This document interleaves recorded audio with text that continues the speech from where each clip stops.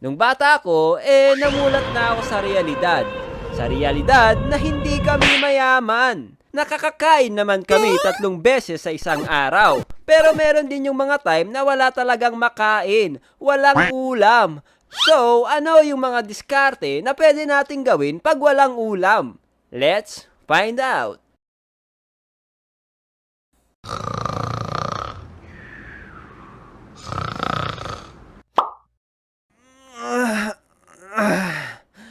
Umaga na pala.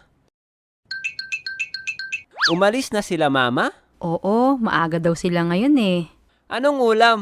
Wala, ubos na. Hindi ka kasi gumising ng maaga eh. Grabe, hindi nyo man lang ako tinirhan? Akala namin next year ka pagigising eh. Ano ako, vampira? Tingnan mo na lang dyan kung anong pwede mong ulamin.